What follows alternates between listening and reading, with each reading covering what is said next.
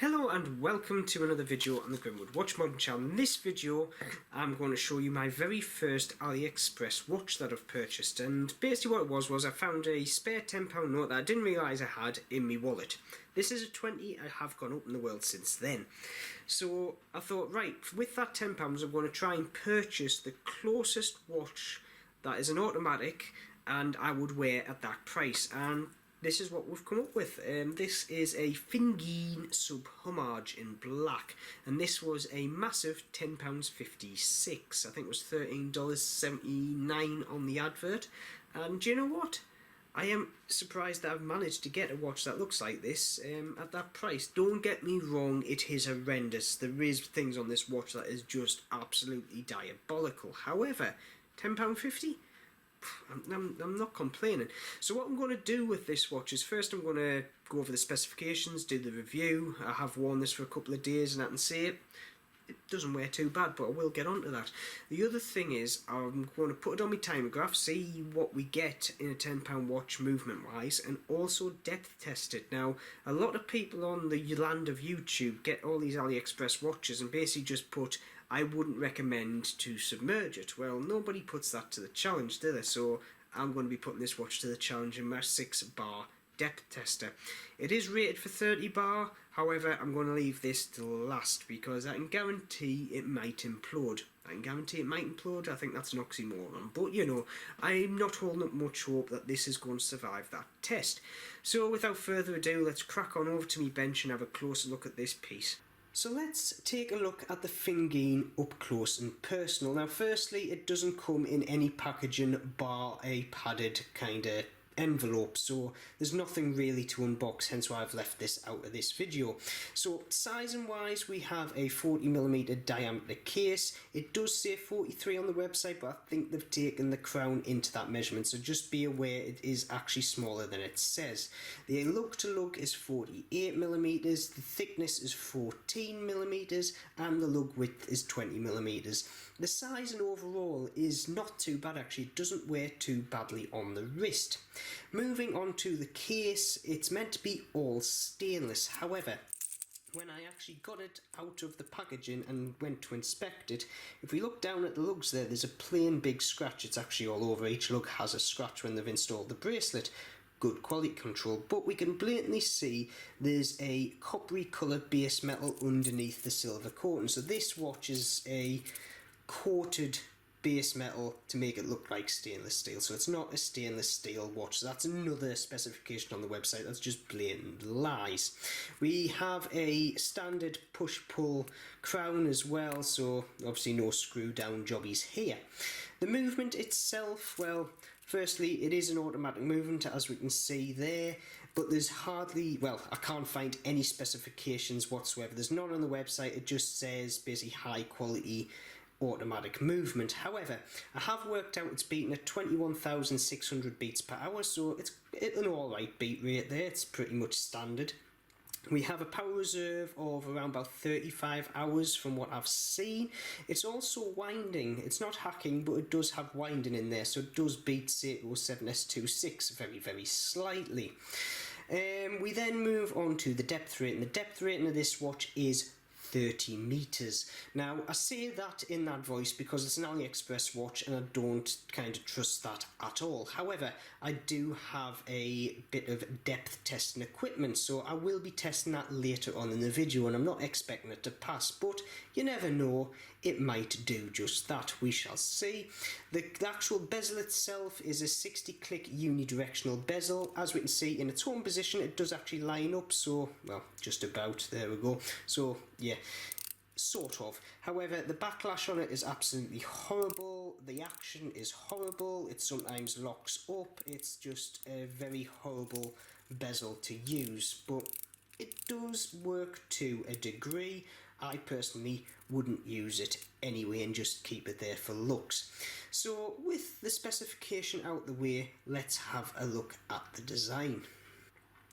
So, what can I say about the design and quality control? Well, firstly, the quality control is just non-existent, I have to admit. So, going from the dial, as we can see, it is just horrendous. Now, the loom application is just shocking. Now, if we take a look at the 12 o'clock marker there, it's totally offset.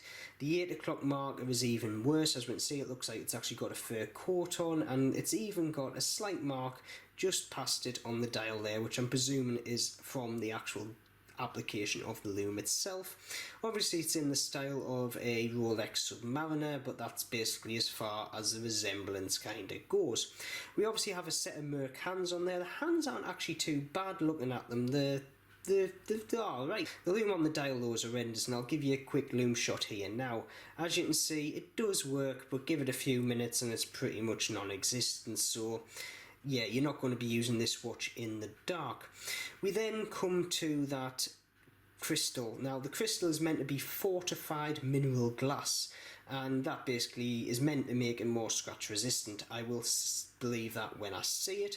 We have that offset Cyclops, which in all honesty they didn't lie about, because if you look at the pictures on the website, that Cyclops is definitely around about that much off on them as well. It does have a decent amount of magnification actually. If I bend it around, it does magnify the date window okay-ish off to the right, but it's great at magnifying the second hand when it actually sweeps down. It gets a lollipop actually right in it, so I'll give it points for inadvertently magnifying the second hand. We then come to the bezel insert. Now, the bezel insert is aluminium. It is alright, there is scratches on it. It does have a bit of double-sided tape sticking through here at the 12 o'clock, which is obviously from the application. They've just hoid this watch together. That's all I can say. It's just horrendous. As for the finish, well, if it wasn't for all the scratches that it has, the finish wouldn't actually be too bad. But I think the main reason for that is because it is a coated base metal, so obviously the coating does give it a bit of thickness, it fills in the imperfections, but all the scratches here came on the watch straight out of the packaging, so yeah, yet again, quality control is not there. So with the front of the watch looked at, let's have a quick look at the back.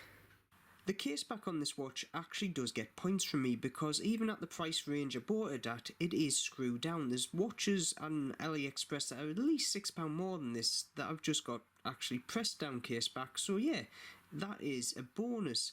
However, that's kind of the only bonus, because one, it's surrounded by piles of lies, we know it's not all stainless, the water resistance is questionable, and the movement inside is just covered in fingerprints and marks from obviously the build. It just hasn't been cleaned, which kind of does bode a question over how long this movement will last, just because we don't know how it's been built, but I presume badly.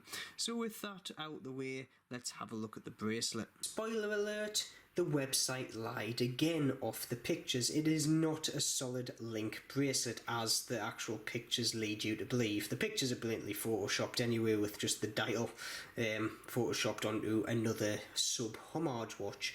Now, we've got a mixture of brushed outer links and polished inner links, just like most Sub Homages. They're all obviously pressed sheet steel. It's cheapest way you can make them, very much like a Vostok. This bent link here came free of charge straight out the package, so yeah, yet again, quality control is just not there. And we come down to the clasp. The clasp itself is just a plain old pressed clasp, as we can see there. Nothing special. It does work to a degree, but not too well. And now it's time for the customary wrist shot, and in all honesty, this watch doesn't actually wear too badly. It is actually a bit comfy, if I'm all honest, which I'm quite shocked at. But the closer you look at it, the more the design issues come through and the quality control issues. It just is horrendous. Now, the bracelet itself, like I say, is better than a Vostok bracelet, but it is still bad. If I was going to wear this watch for any amount of time, I'd be hoying it on a couple of quid worth of NATO. So, yeah, it's still not the best watch in the world. But what was I expecting for around about 11 quid? You know, I have to basically give it some due in that aspect. So now With the wrist shot out the way, let's move on to the testing. So first off, I'm going to put it on the timograph, see what that movement's doing, and then we're going to do a bit of depth testing on it, which I don't think it's going to survive, but you know, it might prove me wrong, so let's move on to the testing. So, in all honesty, the timograph test actually shocked me because the movement wasn't performing too badly. It was getting around about plus 15 to plus 20 seconds a day, which is not bad at all. The amplitude was a bit low and the beat error was a tiny bit high, but other than that, yeah, I'm more than happy with that. But the next test is going to be the clincher, the depth testing. The depth test was another thing that actually surprised me about this watch. So I actually pressurised it up to 3 bar, which was the equivalent of the 30 metres this watch was actually rated to.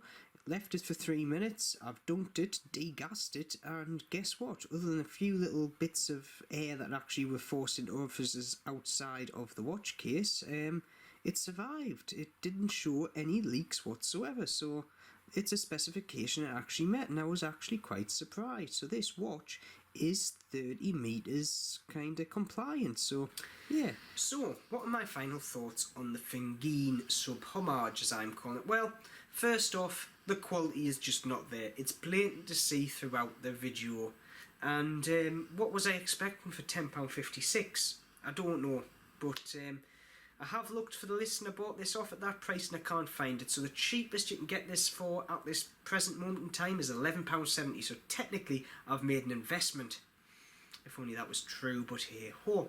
Now there is a few aspects to this watch though that has surprised me, such as the movement performance. Don't get me wrong, it's nowhere near good, but it's better than I was expecting. And to the average Joe who's wearing this on a daily basis and hasn't got a timograph to see the amplitude of the beat error, it's only gaining 15 seconds a day plus or minus 5. And yeah, that's not bad. There's NH35 movements out there that are doing worse than this. And then we come to the depth rating of 30 metres, which I thought personally it was just going to fail at the first hurdle. And I was hoping for the crystal to pop out, but it just didn't.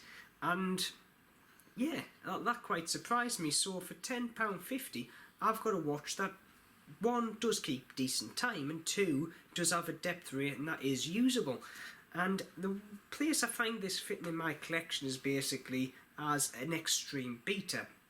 I'll wear this on the back of a ship, don't care if it gets broken, don't care if it falls off the side, it's only £10.56. The other thing that's been playing in my mind with this watch is, let's say when my son gets to 10-year-old, or one of my sons gets to 10-year-old, and he looks at my display cabinet and goes, oh, I like the look of that, and I go, oh, that's me Tudor. However, I've got a watch that I can give you, and it's very similar. It's automatic, it looks similar, and this'll be it. And if he loses it, if he breaks it, not the end of the world, it's £10.50. And it might even get him into the world of horology. Try saying that when you're drunk. But it can't be a bad thing. So, yeah, the Fngeen has kind of won me over slightly. If only the dial was a bit better and the quality control was a bit better. But, like I say, if it was 25 quid's worth of watch, I would be disappointed. But at £10.50, I'm not. So, if you've liked this video, please subscribe and also press that bell button. Also, please comment to say if you like the Fngeen or not. I know I'm going to get a lot of hate for this watch, but in all honesty, I don't care. I quite like it. So, as always, keep safe and I shall see you soon. Then going to depth test it. So I'm going to stick this in my sex bar. Sex bar, fuck. Oh, God, it's been a long night. That's going in the outtakes, sex bar.